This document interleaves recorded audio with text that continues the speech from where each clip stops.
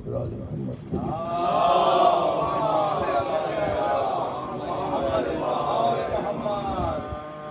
مجالس تفسیر قرآن و ذکر اہل بیت آج 24 رمضان المبارک 24ویں تقریر آپ حضرات سماعت فرما رہے ہیں۔ ہم سورہ قدر پر گفتگو کر رہے ہیں۔ اللہ ارشاد فرماتا ہے بسم اللہ الرحمن الرحیم اِنَّا أَنزَلْنَاهُ فِي لَيْلَةِ الْقَدْرِ وَمَا أَدْرَاكَ مَا لَيْلَةُ الْقَدْرِ لَيْلَةُ الْقَدْرِ خَيْرٌ مِنْ أَلْفِ شَهْرٍ تَنَزَّلُ الْمَلَائِكَةُ وَالرُّوحُ بِإِذْنِ رَبِّهِمْ مِنْ كُلِّ أَمْرٍ سَلَامٌ هِيَ حَتَّىٰ مَطْلَعِ الْفَجْرِ۔ ہم نے نازل کیا شب قدر میں، یعنی قرآن، اور تم کیا جانو شب قدر کیا ہے؟ اس شب قدر میں اترتے ہیں فرشتے اور روح، اللہ کا امر ہے۔ اب اس میں آیت میں یہ لفظ ہے کہ تنزل الملائکۃ والروح فیہا بإذن ربہم۔ تو اب اس میں جب آپ پڑھتے ہیں کہ وما ادراک ما لیلۃ القدر، لیلۃ القدر خیر من الف شہر، الف شہر کے معنی ہے ہزار مہینے، 1000 مہینوں کے 87 برس بنتے ہیں، 1000 مہینے کے 87 سال بنتے ہیں۔ 87 سال جو ہے وہ بنی امیہ آج کی حکومت کے ہیں۔ تو کہا جا رہا ہے کہ کہاں وہ 87 سال اور کہاں یہ ہمیشہ رہنے والی حکومت شب قدر۔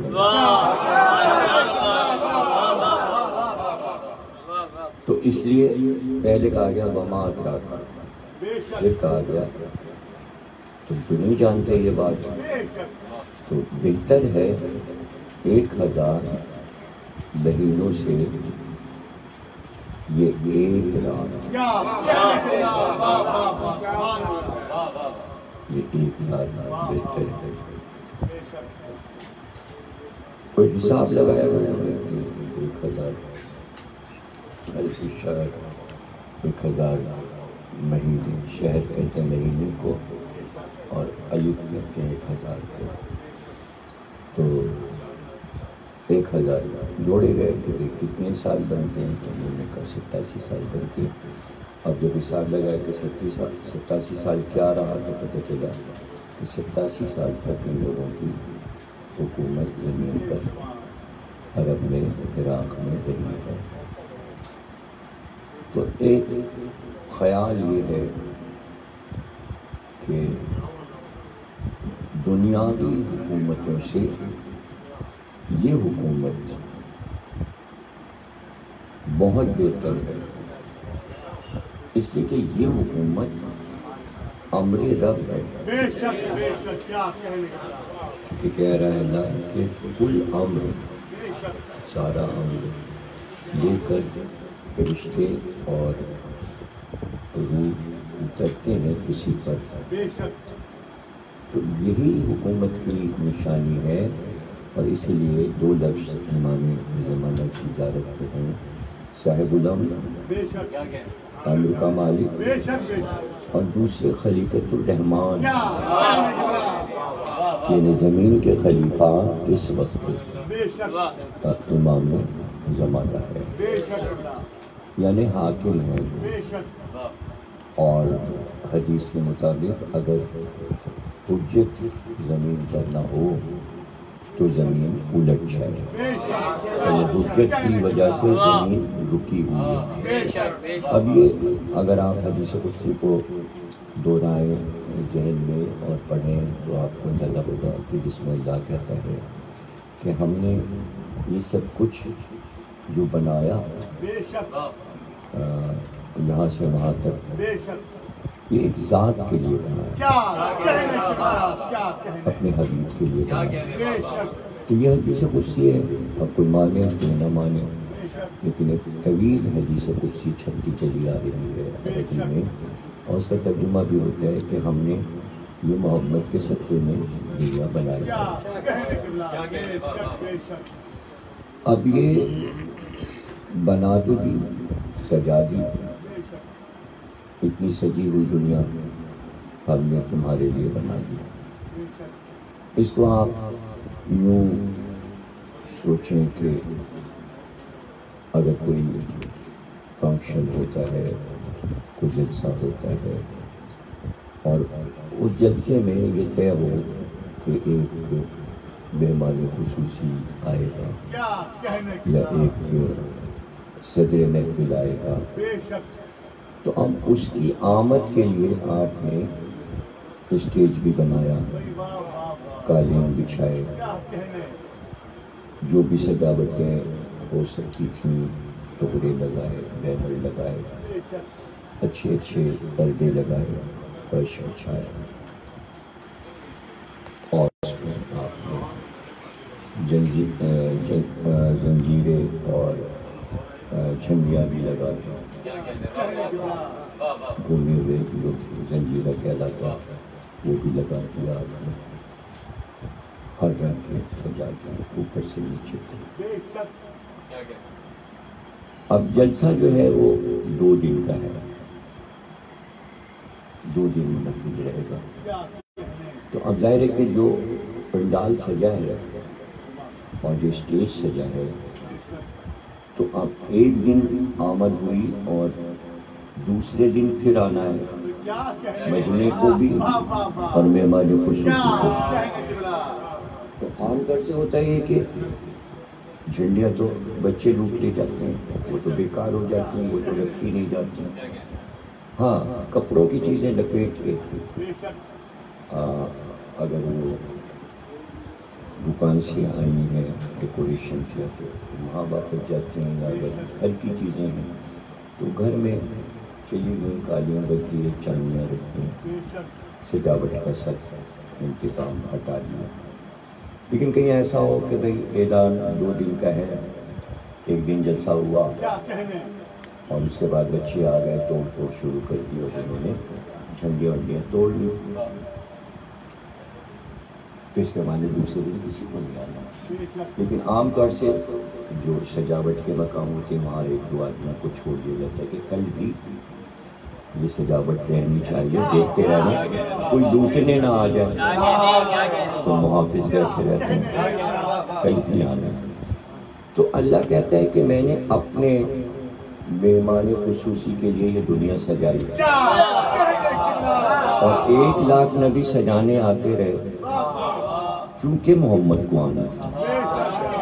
تو فرش زمین بچھا، اس پہ اچھی گھاس اور سبزے کے قالین بچھے، درخت لگائے گئے، پھول لگائے گئے، آفتاب و ماہتاب کی قندیلیں روشن ہوئی، چمکتے ہوئے ستاروں سے آسمان کو جیسے کہ جھنڈیاں لگی ہیں، تنبورے لگے ہیں سجا دیا گیا، ٹھنڈی ہوا چلائی گئی، ٹھنڈا پانی رکھا گیا، دریا بہہ رہے ہیں، چشمے بہہ رہے ہیں، انہیں آنا، اور پھر وہ آئے اور بڑے ناز سے آئے، مکے میں آئے، آمنہ کی گود میں آئے، اور پھر اس کے بعد 11 ہجری میں وہ واپس چلے گئے۔ تو جن کے لیے سجایا تھا جب وہ چلے گئے تو پھر یہ دنیا کیوں رہی؟ پتہ چلا ابھی 1 دن مقرر ہے، ایک محمد کو آنا ہے، سجاوٹ خراب نہیں کرے گا وہ، یہ سجی ہوئی دنیا بتا رہی ہے کہ کسی کو آنا ہے۔ انسان سمجھ رہے ہیں یہ ہمارے لیے سجی ہے، ہمارے لیے سجی ہے نہیں، جس کے لیے سجی ہے اور اسی مثال کو میں گھر کے لیے بھی دے دیتا ہوں کہ اگر آپ نے ایک گھر بنوایا اور بہت ہی ارمان سے بنایا، سجایا، خوبصورت مکان بنوایا، لیکن اچانک آپ کے لیے ایک ایسا پروگرام بن گیا کہ آپ باہر چلے گئے، تو بہت سے لوگ گھر بنوا بھی لیتے ہیں، کچھ لوگ امریکہ چلے جاتے ہیں، انگلینڈ چلے جاتے ہیں اور وہاں بزی ہو جاتے ہیں کسی بھی تجارت کے سلسلے میں یا سروس کے سلسلے میں، تو اب مکان بیچنا بھی نہیں ہے اور کرائے پہ بھی نہیں دینا۔ بھئی جن کے پاس پیسہ ہے اور وہ امریکہ چلے گئے لندن، تو وہ کرایہ لے کے کیا کریں گے؟ تھوڑا سا کرایہ، انہیں کرائے پہ بھی نہیں اٹھانا اور کسی کو اس میں رکھنا بھی نہیں اور مکان بیچنا بھی نہیں۔ تو ایسے بہت سے مکان آپ کو کراچی میں مل جائیں گے کہ وہ بند پڑے ہوئے ہیں، ان میں تالا لگا ہے، لیکن اگر آپ پتہ لگائیں، جیسے لوگ مکان خریدنے نکلتے ہیں وہ دیکھتے ہیں بھائی ہاؤسنگ سوسائٹی میں کب سے 4-5 سال 10 سال سے ایک مکان بند تالا پڑا تھا، لیکن وہ جانے والا ایک چوکیدار ضرور سے، ایک چوکیدار چھوڑ دیتا ہے تم رہنا، یہ کراچی کا دستور ہے، اور جگہوں پر بھی ایسا ہوگا۔ تو اس کے معنی چوکیدار یہ بتا رہا ہے کہ مقرر ہے اور گھر میں تالا لگا ہے، باہر چوکیدار بیٹھا ہے، گھر میں چوکیدار نہیں رہتا، چوکیدار باہر رہتا ہے۔ تو اب اگر آپ اس سے دریافت کریں گے تو وہ بتائے گا بھائی صاحب گئے ہوئے ہیں اور یہ مکان انہوں نے اس لیے بیچا کہ جب کبھی صاحب آئیں گے تو خود ہی وہ اپنے ہاتھ سے تالا کھولیں گے اور وہ گھر میں رہیں گے۔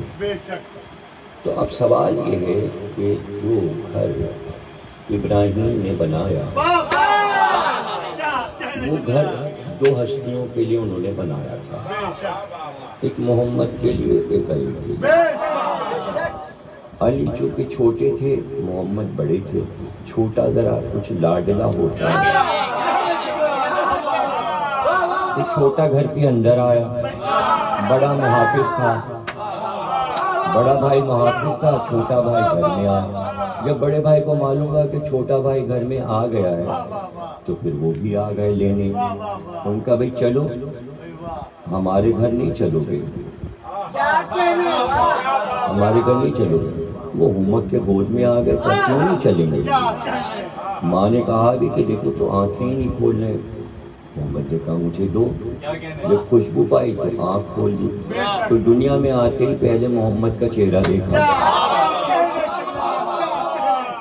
اب جو لوگ کہتے ہیں بھائی بت تو کعبے میں تھے ہی نہیں، بت تو کعبے میں رکھ ہی نہیں سکتے تھے، اگر ایسا ہوتا تو بنی ہاشم سے خون کی ندیاں بہہ جاتی، بت سارے 365 باہر لگے تھے، اندر کچھ تصویریں لگی تھیں، تو شاید علی اس لیے آنکھ نہیں کھول دیتے کہیں ان تصویروں پہ نظر نہ پڑ جائے۔ اچھا ویسے وہ تصویریں بری نہیں تھیں، کوئی عرب کے کافروں کی تصویریں تھوڑی تھیں، وہ ان کے جو سمجھیے کہ تصوراتی تصویریں انہوں نے بنائی تھیں فرشتوں کی، تو فرشتوں کی تصویروں پر بھی نظر ڈالنا کوئی گناہ نہیں ہے، لیکن علی نے یہ نہیں چاہا کہ محمد کی تصویر کے علاوہ کوئی دوسری چاہتا، اس لیے کہ وہ تصویر اللہ کی بنائی ہے، یہ اللہ کی بنائی ہے اور یہ والی تصویریں بندوں کی بنائی ہے۔ تو علی نے چونکہ اللہ کا نام ہے المصور، سورہ آل عمران میں اللہ کہتا ہے میں ہی تو مصور ہوں، تصویریں تو میں بناتا ہوں، آرٹسٹ نے اپنا نام مصور رکھ لیا، وہ میرے مصوری کا کیا مقابلہ کریں گے دنیا والے؟ اللہ نے یہ بات کہی ہے سورہ آل عمران میں کہ جیسی تصویر ہم بناتے ہیں تم کیا بناؤ گے؟ تم تو بنا بھی نہیں سکتے ہو، اس لیے کہ تم کو روشنی چاہیے، اندھیرے میں تصویر بنا نہیں سکتے، تم کو کوئی جامد کینوس چاہیے، گفتہ چاہیے، لکڑی چاہیے، آب رواں پہ تصویر بنا نہیں سکتے. تمہیں کوئی برش چاہیے یا قلم چاہیے؟ ہم تصویر بناتے ہیں بغیر قلم کے، اس لیے ہم مصور ہیں. تصویر سارے انسانوں کی تصویریں اس نے ایک قطرے آپ پہ بنا دی، اندھیرے میں بنائی بغیر برش کے، بغیر قلم کے بنائی. لیکن اس سے پہلے جو تصویر اس نے بنائی تھی وہ تصویر محمد تھی. تصویر محمد تھی. کچھ دنوں کے لیے وہ تصویر زمین پہ بھیجنی تھی تو اس کو قرار نہیں آ رہا تھا، تو کہا بھائی تم آ جاؤ واپس. تو اب اسے معلوم تھا کہ انسان بھی پریشان ہوں گے، تو اصل میں جو اصل خاکہ ہوتا ہے وہ تو کمپنی اپنے پاس رکھتی ہے اور اس کے فوٹو اسٹیٹ تقسیم کر دیتی ہے کہ تم آ جاؤ، پھر تمہاری ایک تصویر ہم چھوڑے دیتے ہیں. یہ حسن ہے، یہ حسین ہے، یہ زین العابدین ہے. ہر دور میں ایک تصویر محمد رہے، ہر دور میں ایک تصویر محمد، اور ہر تصویر کو بلاتا رہا. اب یہ آخری 14ویں تصویر جو ہے وہ یہاں ہے اور 13 تصویریں اس کے پاس ہیں. تو چونکہ اس کا سیٹ پورا نہیں ہو رہا اس لیے اس نے قیامت رکھی ہے. یہی تو قیامت ہے کہ 14 معصومین وہاں جمع ہو جائیں. وہ چاہتا ہے 14 تصویریں عالم بالا میں میرے سامنے لگی رہیں اور میں دیکھتا رہوں. اب وہاں خالی گھر، تو خالی گھر جو ہے اس کا مالک جو ہے کہاں رہتا ہے؟ اب وہ ظاہر ہے کہ مصروف ہے، خالی تو بیٹھا نہیں، اس لیے کہ اس کو حکم یہ ملا کہ یہ ساری زمینیں تمہاری ہیں، صرف مکہ تھوڑی تمہارا ہے. اب یہ ضروری ہے کہ گھر تمہارا یہاں ابراہیم نے بنایا تھا، تمہارا جدی گھر ہے، جدی گھر ہے. 12 نسلوں سے یہ گھر بنا ہوا ہے اور تم اکیلے اس مکان کے 12 اجداد کے تم وارث ہو. تالا لگا دو، کنجی وہی والوں کو دے دو، سب کو بنا دو چوکیدار، اور تم ہماری مرضی سے پوری دنیا کا انتظام کرتے پھرو. مکان تمہارا ہی رہے گا، اندر کوئی نہیں رہ سکتا، اندر کوئی نہیں رہ سکتا. اب جب تمہارا دل چاہے تو بتا دینا، امر کے مالک تم ہو. جس دن تم کہو گے اسی دن ہم اپنے امر کو ظاہر کر دیں گے اور پھر تم اپنے گھر میں آ جانا، کنجی لینا، اپنے ہاتھ سے تالا کھولنا اور گھر میں چلے جانا.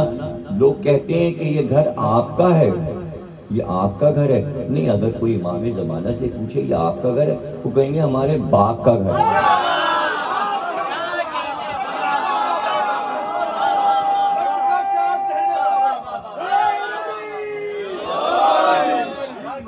تو بس جیسا کہ میں نے شروع ہی میں کہا کہ شب قدر میں پکار ہوگی کہ وہ آ گئے، پکار ہوگی، جبریل کی آواز آئے گی آدھی رات کو کہ وہ آ گئے، اور کوئی ایسا نہیں ہوگا جو اس آواز کو نہ سنے کہ وہ آ گئے ہیں. اب ظاہر ہے کہ دیکھیے گھر پرانا ہو جائے، یہ مثال بھی دے دوں کہ گھر پرانا ہو جائے اور دیواریں مخدوش ہو جائیں، اور پھر ایک بات اور بھی ہے کہ پرانے مکانات اگر مضبوط بھی ہوتے ہیں تو بہت سے لوگ بہت شوقین ہوتے ہیں کہ بھئی اب نیا فیشن آ گیا، یہ 100 سال پرانا ڈیزائن ہے، اب آج کل کچھ اور ڈیزائن چل رہا ہے. ایک میرا مکان آثار قدیمہ لگ رہا ہے، سب کے ایک سے ایک ڈیزائن کے مکان ہیں، تو ان کی مرضی، ان کا گھر، ان کے باپ کا گھر وہ گرا کے دوبارہ بنا لیں، وہ گرا کے دوبارہ بنا لیں. بھئی گھر ان کا ہے، قوم کا تو نہیں کہ اگر وہ گرائیں تو قوم یہ کہے کہ بھئی یہ گھر کیوں گرا رہا ہے، اور یوں بھی وہ گرا پڑا تو رہے ہی گا، اس لیے کہ حملے اس پر اتنے ہوں گے کہ کوئی انتہا نہیں. تو اب یہ ان کی مرضی ہے کہ اب بنائیں تو کیسا بنے، اس لیے کہ ابھی جو بنا ہوا ہے اس میں کتنے لوگ آتے ہیں، کئی لاکھ اس کے اندر آ جاتے ہیں. جب وہ آئیں گے تو سبھی تو مسلمان ہو چکے ہیں اور ہر ایک یہ چاہے گا کہ حرم میں ان کے پیچھے نماز پڑھیں. تو کہتے یہ ہیں کہ مکہ اب جو تعمیر ہوگا خانہ کعبہ، اس کی حدیں کربلا، حلہ، سامرا، بغداد سے جا کے مل جائے. یعنی اب تنہا کعبہ نہیں کھڑا ہوا ہے مکے میں، بلکہ اس کی حدیں اتنی ہو گئیں کہ کروڑوں لوگ بھی اگر نماز پڑھنا چاہیں امام زمانہ کے پیچھے تو حدود حرم بڑھا دیے گئے. اچھا اب رہ گیا گرنے کا مسئلہ کہ گرا کے دوبارہ بنایا جائے. تو حدیث صحیح بخاری کی یہ ہے کہ ایک دن اپنی چہیتی بیوی سے رسول اللہ نے فرمایا کہ نام لے کر کہا کہ یہ جو گھر بنا ہے اللہ کا، تو یہ میرے جد نے ابراہیم نے جو بنایا تھا، تو جس طرح انہوں نے بنایا تھا وہ اس طرح نہیں بنا. عربوں نے اس کے نقشے کو خراب کر دیا اور صحیح بنیادوں پہ نہیں بنا جیسے ابراہیم نے بنایا تھا. تو میرا دل یہ چاہتا ہے کہ میں یہ توڑ کر پھر سے خانہ کعبہ کو بناؤں، صحیح ابراہیم کے نقشے پر بناؤں. بخاری میں روایت. تو انہوں نے کہا کہ یا رسول اللہ پھر آپ ایسا کام کیوں نہیں کرتے؟ تو رسول اللہ نے پلٹ کے کہا اگر میں ایسا کر دوں، توڑ کر اسے بناؤں، لیکن میں توڑوں گا نا تو تیری قوم مجھے کافر کرے اور ایمان کا تصور دیا ہو جس کی محبت اور بلا ایمان ہو، جس سے لفظ ایمان سے متعارف کرایا ہو. اس قوم کی حالت یہ ہے کہ ایسا کرتی جنہوں رسول اللہ کو پتا تھا علم الہی سے کہ ایسا کر سکتے. تو اب اس کے لیے دلیل کیا ہو؟ ایک حدیث بھی بیان ہو گئی، وہ یہ بتا دیا رسول اللہ نے کہ یہ غلط بنا ہوا ہے، صحیح بنیادوں پہ نہیں بنا. لیکن اسے صحیح نہیں کیا گیا. بتا تو دیا گیا کہ یہ صحیح نہیں بنا ہوا کعبہ، لیکن توڑا بھی نہیں گیا اور صحیح طریقے سے بتایا نہیں گیا. تو اس کے معنی ایک بات یہ طے ہو گئی کہ اگر کوئی چیز غلط بنی ہوئی ہے اور وہ توڑی نہیں جا رہی تو اس کے معنی یہ نہیں ہے کہ وہ صحیح ہے. پہلے فارمولہ سمجھ لیں. تو اس حدیث سے جو استنباط ہو رہا ہے، جو دلیل سامنے آ رہی وہ یہ کہ کوئی چیز موجود ہے اور اگر وہ غلط بنی ہے تو اس کا باقی رہنا یہ دلیل نہیں ہے کہ یہ صحیح ہے. کیا ہو گیا نا؟ اب لوگ کہتے ہیں اگر علی کا حق تھا تو تلوار کیوں نہیں نکالی اور خلافتوں سے لڑے کیوں نہیں؟ تو اللہ کو معلوم ہے کہ خلافتیں غلط ہیں. جیسے کعبہ غلط بنا ہے ویسے خلافتیں بھی غلط بنی ہیں. نہ کعبہ توڑا گیا نہ خلافتوں کے سر توڑے گئے. تو جب مالک آئے گا تو کعبے کو بھی صحیح کر لے گا، اور جب مالک آئے گا تو خلافتوں کو بھی صحیح درست کسی نہ کسی طرح کر ہی لے گا. اس لیے کہ خلیفۃ الرحمان تو وہ خود ہے. السلام علیکہ یا خلیفۃ الرحمان. دیکھیے وہ خلیفہ عرب کے تھے، یہ رحمان کے خلیفہ ہیں. زمین پر ان کی اطلاق ہے. تو وہ امام بھی ہیں، وہ خلیفہ بھی ہیں، وہ منتظر بھی ہیں، وہ صاحب امر بھی ہیں، وہ ولی بھی ہیں. اتنے بہت سے خطابات جو 14 معصومین کو ملے ہیں وہ سب ان کے ساتھ ہیں. ان کی دادی منصورہ ہیں. یہ منصور ہیں. منصور کے معنی انتقام لینے والا. یہ 14 معصومین میں یہ نام صرف 2 ہستیوں کے ہیں، یا فاطمہ زہرا منصورہ ہیں یا امام زمانہ منصور ہیں. اس کے معنی منصورہ کے لیے منصور انتقام. فاطمہ انتقام لینے والی اور دیکھنے والی فاطمہ زہرا. کربلا کیا ہے؟ فاطمہ زہرا کا گھر ہے. اور انتقام خون حسین کیا ہے؟ جو کہ بیٹے کو لینا ہے اور جسے چھوڑ دیا گیا. مختار نے تو ایک نمونہ دیکھا. مختار کو اللہ نے کیوں مقرر کیا تھا؟ کوئی انتقام تھوڑی ہے. وہ تو ایک لیمٹ حضرت علی نے بتا دی تھی، 3,83,000. تو کیا 3,83,000 قاتلان حسین ہیں؟ نہیں، 3,83,000 وہ کہ جو انتہائی شدید ترین دشمن تھے امام حسین کے اور سادات کے، ان کو مارو، انہیں قتل کرو، اور مختار تم نہیں مرو گے جب تک 3,83,000 کو نہیں ماننا، لیکن قاتلان حسین 3,83,000 سے زیادہ ہیں۔ بڑھ کیسے رہے ہیں؟ بڑھتے جا رہے ہیں قاتلان حسین۔ کیسے بڑھ رہے ہیں؟ جو قاتل کی طرفداری کسی صدی میں کرے اس کا شمار قاتلان حسین یزید کے ساتھ ہوگا، اور دیکھیں جو قاتل کا ساتھ دے گا وہ تو ہے ہی قاتل، لیکن جو قاتل کے نام پر چپ ہو جائے اور لعنت نہ کرے وہ بھی قاتلوں میں شمار ہوگا۔ اس لیے ہم یزید پہ لعنت کرتے ہیں تاکہ ہم قاتلان حسین میں شمار نہ ہوں، اور امام زمانہ کے ذوالفقار کہیں اس پہ نہ چل جائے۔ جو قاتل پہ لعنت نہ کرے تو لعنت کرنا ضروری ہے۔ ہم بچنا چاہ رہے ہیں ذوالفقار سے اس زمانے میں رجت میں، تو کہیں ذوالفقار کے نیچے نہ آ جائیں، ورنہ پھر آخرت بالکل خراب ہو جائے گی۔ اگر ذوالفقار ہم سے مس ہو گئی تو پھر آخرت کس کام کی، اور جینے کا کیا فائدہ، اور یہ عقیدے کیا اور محبت کیا اگر ہم مارے گئے۔ تو اس سے بچنا ہے، ذوالفقار کے پاس سے بچنا ہے۔ تو قاتل بڑھ رہے ہیں، تو جو بڑھ رہے ہیں انہیں امام مہدی قتل کریں گے، اور مختار نے جنہیں قتل کیا وہ اس وقت انہیں قتل کرنا کیوں ضروری تھا یہ بھی سن لیجئے۔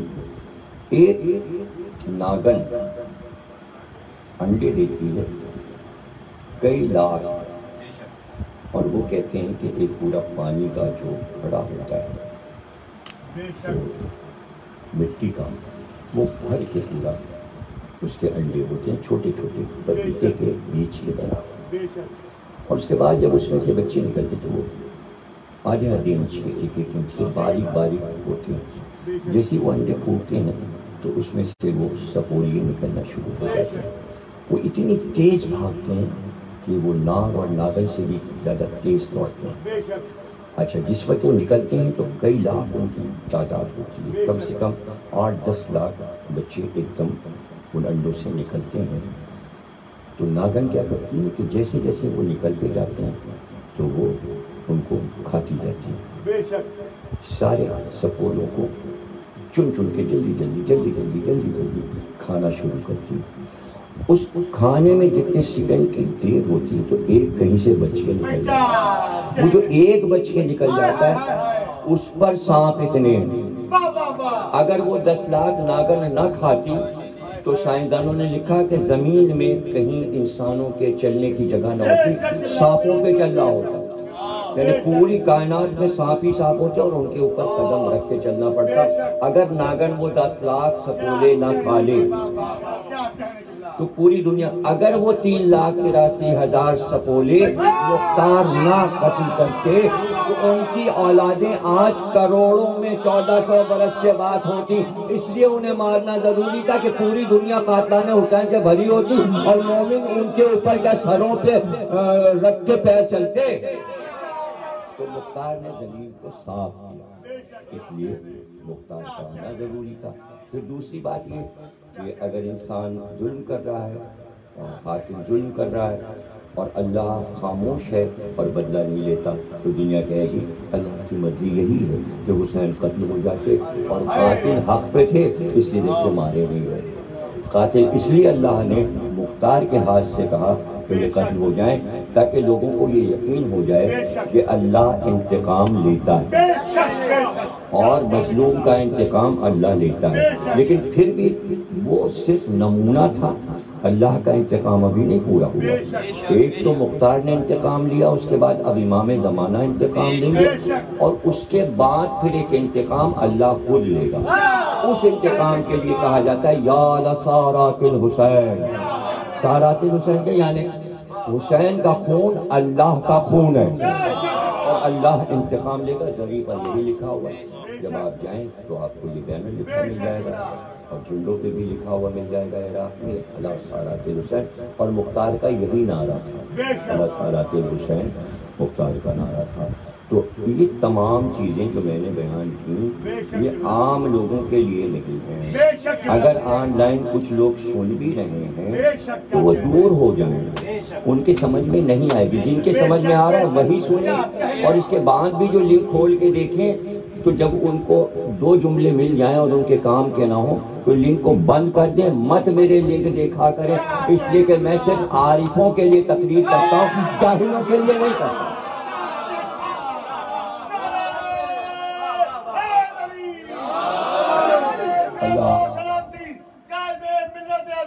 حضرت علامہ ڈاکٹر سید ضمیر اختر نقوی بآواز بلند صلوات۔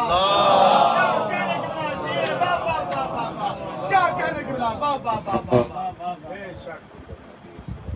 جی ہے کہ محمد، اور یہ جو کمنٹ آتے ہیں نا، کمنٹس میں سب سے زیادہ جو دشمن ہو رہے ہیں نا کمنٹ میں، سب آپ کو پتہ ہے کس کے دشمن ہو رہے ہیں؟ میرے لیے سب سے زیادہ دشمن ان کے ہو رہے ہیں، اپنے بھی اور پرائے بھی۔ کہہ رہے ہیں اس کو چپ کریں، یہ چپ نہیں بیٹھتا، علامہ کے جملے نہیں میں سن پاتا، اتنا چیختا ہے۔ اور یہ کیا انہوں نے، جتنے انہوں نے چلائی ہے نا مجلسیں، تو ایسا دائرہ بنا دیا ہے، جدھر جدھر اس کا سر جاتا ہے اس کے ساتھ یہ ہے کیا کہنے، کیا کہنے، یہ ہے کیا کہنے، کیا کہنے، یہ ہے، نیچے لکھا ہے کیا کہنے، اور سب کہہ رہے ہیں بڑے فاتح بنے ہوئے، پکڑ لیا اس کو جو یہ بولتا ہے کیا کہنے، یہ ہے، تیر بنا ہوا، تیر بنا ہوا، تیر بنا ہوا۔ اب ابھی بھی دیکھیے وہ کسی نے مجھ سے کام نے کہا سلام کا ہاں ٹھیک ہے والے کو، انہوں نے کہا ہے اس کو چپ کرو۔ یہ میں نے سب کو یہ جواب، میں نے کہا وہ نہیں مانے گا، اب اس کا بھی ایک بنا لو بھائی کو، یہ نہیں مانے گا۔